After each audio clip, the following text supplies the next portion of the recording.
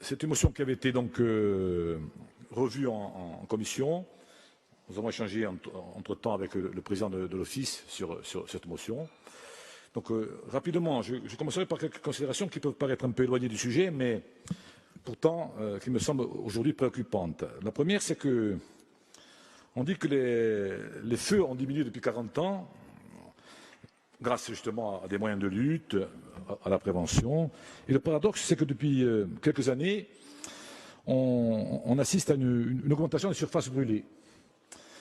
En Europe, hein, je parle d'Europe, même ailleurs. Donc il semble bien que c'est le réchauffement climatique qui augmente donc de manière significative ces grands incendies, d'autant que vous avez vu que la saisonnalité, la fréquence et la puissance des incendies, aujourd'hui, dérogent un peu avec les classiques que nous connaissions depuis 30 ans.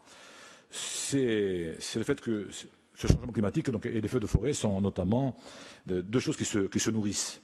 Alors, pourquoi? Parce que bon, d'abord, et je reviens donc sur la question du stress hydrique, donc il y a un stress hydrique beaucoup plus important dans le temps. Il y a une répétition de sécheresse, vous l'avez remarqué, qui rend donc tous les écosystèmes, notamment en Méditerranée, beaucoup plus vulnérables. Et bien entendu, il y a aussi cette saisonnalité qui fait qu'à un moment donné, on se retrouve avec des grands feux, même en hiver, en Corse. Ça, c'est des choses qui sont à lieu commun, mais c'est intéressant de vous dire que en ayant demandé leur avis aux experts de l'Université d'Aligotti, ils nous disaient qu'à la prochaine canicule, on risque d'avoir une catastrophe parce que justement, ça va très vite. Pour revenir à l'actualité, vous avez vu que le mois de juillet était quand même particulier. Je vous précise quand même que le mois de juillet, c'était le plus chaud jamais enregistré au niveau mondial, à égalité avec celui de 2020. Ça veut dire que, si on se réfère à ce que dit le GIEC, la température globale sur la surface de la Terre était plus chaude de 1,09 degré entre 2011 et 2020. En 9 ans, pratiquement, on a pris 1 degré. C'est en gros l'équivalent qui est entre 1850 et 1900, c'est-à-dire 50 ans. Avec une hausse plus importante, et c'est important de le dire aussi, au niveau des terres, 1,59 degrés, plutôt que des océans, qui eux restent à 0,88. Alors, je ne veux pas vous donner de chiffres, mais quand on sort de tout ça, on se rend compte que cet été, la conséquence a été des incendies dramatiques en Sardaigne, en Kabylie, en Calabre, en Sicile, en Grèce, en Turquie, dans le Var et au Portugal. Alors, je vous épargne quand même la localisation géographique, mais vous avez vu que la Méditerranée, aujourd'hui, est en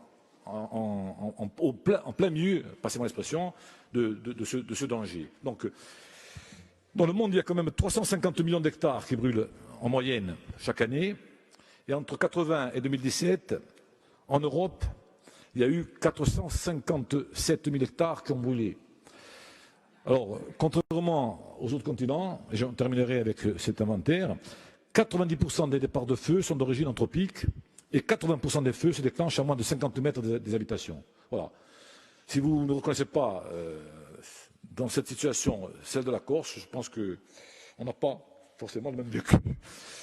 Donc je reviens quand même à l'urgence climatique, qui était le thème de cette motion, pour vous dire que, j'ai regardé quand même il y a très longtemps les définitions, et puis il y en a une qui était pas mal, c'était celle de l'Oxford Dictionary.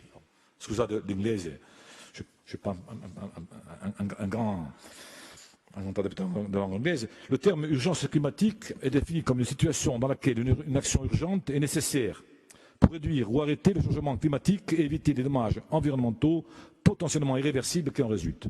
Voilà. Voilà pourquoi ce soir on parle de cette motion sur l'urgence climatique. Vous rappelez aussi que Jean-Guy Talamoni en avait déposé une l'an dernier. Bon, elle n'a pas été suivie des faits, malheureusement, je pense, sauf qu'on a eu quand même quelques initiatives importantes que je vais évoquer rapidement.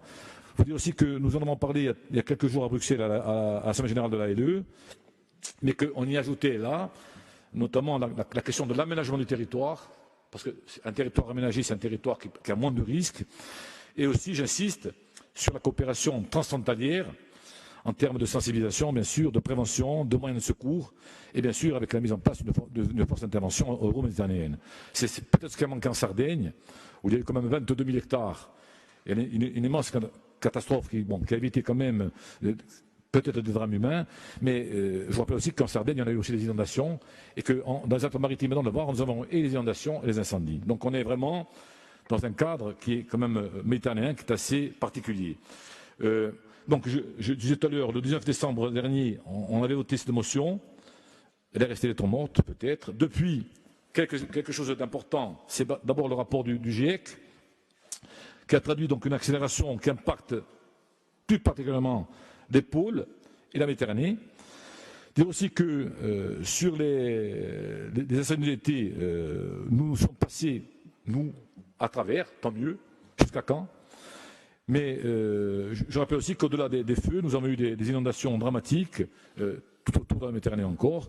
Et bien entendu, quand on parle de sécheresse aujourd'hui, et je regarde le président qui sait de quoi on parle, nous sommes passés de l'exception à la normalité. Aujourd'hui, la sécheresse, c'est la normalité. Vous verrez avec ce rapport du GIEC, le jour zéro, c'est ce fameux jour où on coupe l'eau à Rome, où on coupe l'eau à Johannesburg, où on coupe l'eau dans certains villages, où on rationne l'eau. Ça arrive aussi en Corse. Il y a des jours zéro même chez nous aujourd'hui. Donc, et ces coupures d'alimentation et ces arrêtés préfectoraux à répétition ne vont pas arrêter les choses si on ne prend pas aujourd'hui des mesures radicales. Alors, donc rapidement, vous dire qu'il y a quand même 3 points qui étaient importants à souligner depuis le vote de la motion de Jean-Luc Mélenchon.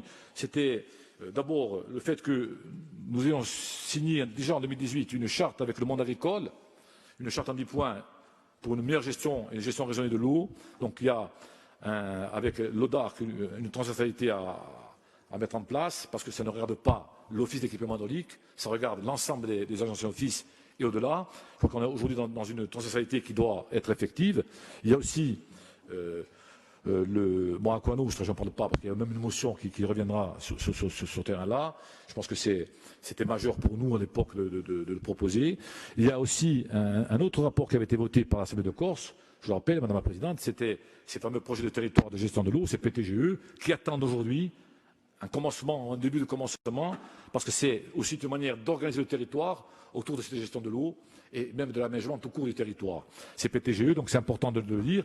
Reste aussi une rediscussion avec l'Agence de l'eau de son 11e programme, parce qu'il y a aussi la question de l'eau au niveau des intercos, d'autant qu'il y aura un basculement bientôt de ces compétences. Donc je vais m'arrêter là, parce que sinon j'aurais trop de choses à dire.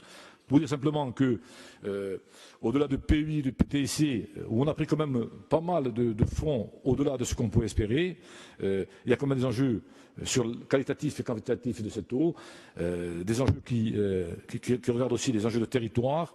Donc je rappelle aussi un dernier petit point, parce qu'il va revenir sur la table, c'était que j'ai participé, je crois au mois de mai, c'était au Varenne de l'eau, qui a avancé sur l'agriculture.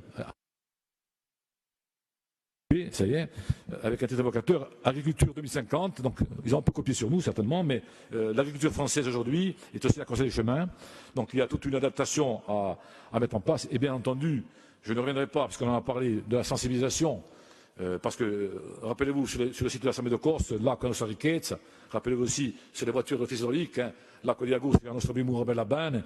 Donc, simplement vous dire que cet enjeu de l'eau, je le qualifierais, moi, de fondamental. On parle de la langue, on parle de la terre. Ce sont des fondamentaux. L'eau, aujourd'hui, en Corse et en Méditerranée, c'est aussi un fondamental pour le XXIe siècle. Alors, moi, je dirais simplement que, là aussi, à devenir chez vous, avancer, moi, comme d'habitude, vous le savez, je ferai un peu de pub. Avancer, aujourd'hui, c'est, au niveau de ce dossier-là, c'est extrêmement important. Je le dis pour ceux qui le conjuguent à l'indicatif. Moi, je crois qu'aujourd'hui, il faut le conjuguer à l'impératif.